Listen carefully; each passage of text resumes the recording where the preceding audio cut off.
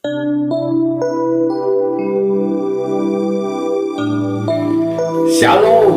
selamat pagi. Sate pagi hari ini bertemakan Epiklese, karya Pendeta Dr. Andar Ismail dari seri buku Selamat Berbakti, terbitan BPK Gunung Mulia. Pada malam itu, Tuhan hendak menyampaikan sebuah pesan kepada Samuel. Untuk itu, Tuhan memanggil Samuel. Sampai 3 kali Tuhan memanggil Samuel. Baru pada kali yang keempat Tuhan berbicara. Mengapa Tuhan menunggu sampai pada panggilan keempat? Marilah kita melihat ceritanya dalam kitab 1 Samuel pasal 3 ayat 1 sampai dengan 18. Ketika itu Samuel masih berusia belasan tahun dan ia tinggal bersama Eli di Bait Allah. Ia sedang menjalani masa pendidikan dan dipersiapkan untuk menggantikan Eli sebagai imam dan hakim umat Israel. Pada malam itu Samuel baru naik ke tempat tidurnya. Tiba-tiba ia mendengar suara yang memanggil namanya, "Samuel, Samuel." Langsung ia berlari menjumpa Eli dan berkata, "Ya Bapak, bukankah Bapak memanggil aku?" Tetapi Eli sama sekali tidak memanggil. Samuel pun kembali ke tempat tidurnya. Lalu ia mendengar lagi suara yang memanggil namanya. Setelah ini berlangsung 3 kali Eli menyadari bahwa itu suara Tuhan yang mau berbicara kepada Samuel. Berkatalah Eli kepada Samuel, "Pergilah tidur, dan apabila ia memanggil engkau, katakanlah, berbicaralah Tuhan, sebab hambamu ini mendengar." Benarlah, tidak lama kemudian suara itu terdengar lagi. Samuel langsung menjawab, "Berbicaralah, sebab hambamu ini mendengar."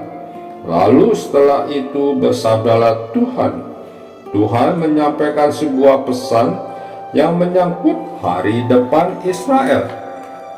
Mengapa Tuhan menunggu sampai kali yang keempat? Karena Tuhan menghendaki agar Samuel siap untuk mendengar dan menerima sabda itu. Apa manfaatnya kita bicara kalau toh tidak didengar?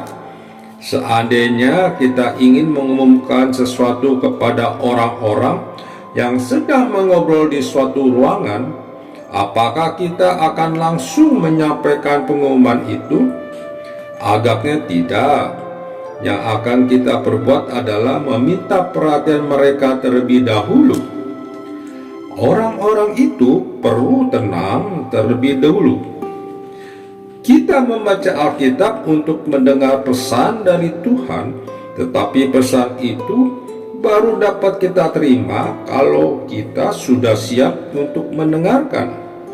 Tidak mungkin kita memperhatikan sebuah pesan kalau kita masih sibuk dengan urusan lain.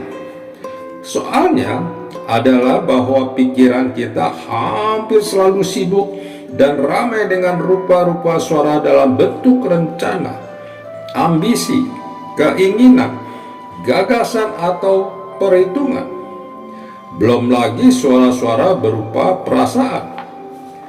Dari luar tampaknya kita memang sedang duduk tenang dengan wajah tentram, tetapi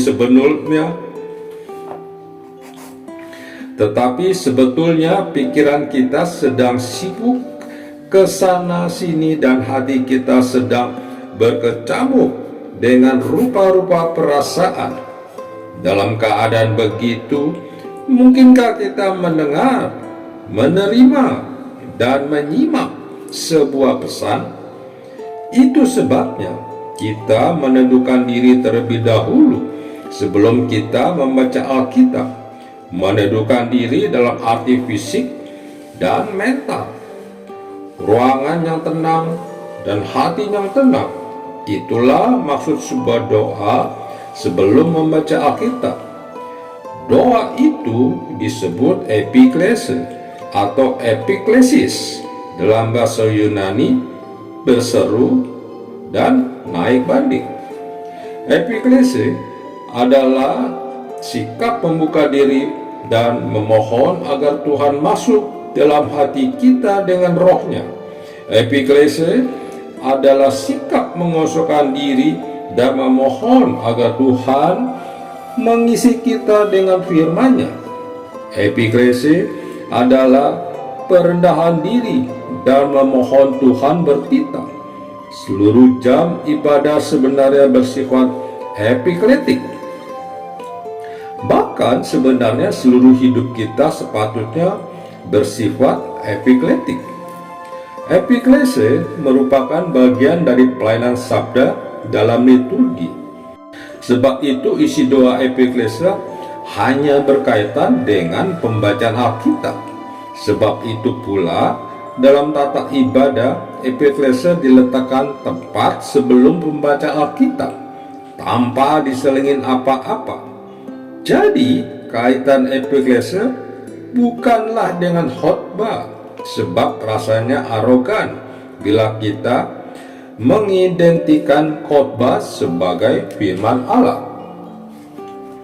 Maksud epiklese adalah menolong kita menyadari bahwa yang perlu terjadi dalam membaca Alkitab adalah agar pesan Allah keluar dari ayat-ayat itu dan bukan sebaliknya, yaitu pendapat kita masuk dalam ayat-ayat itu.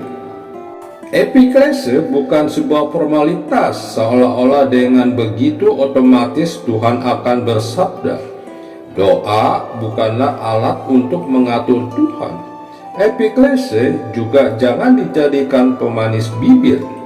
Sungguh kontradiktif bila seorang pengkhotbah mengaku bersembah sujud sebagai hamba yang tidak layak, tetapi dalam khotbahnya ia berteriak-teriak dan membentak-bentak.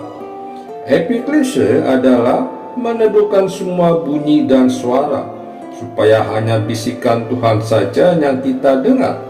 Sebab itu, janganlah epiklese diramaikan oleh suara kita sendiri yang bising dan berpanjang lebar. Bagaimana kita bisa mendengar Tuhan berbicara kalau kita sendiri suka bicara? Sebab itu epiklese Samuel hanya satu kalimat saja. Berbicaralah Tuhan, sebab hamba-Mu mendengar. Amin. Mari kita berdoa. Bapa Surgawi, terima kasih atas renungan pada pagi hari ini.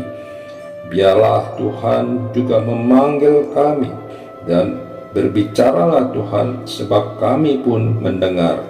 Amin. Begitu besar kasih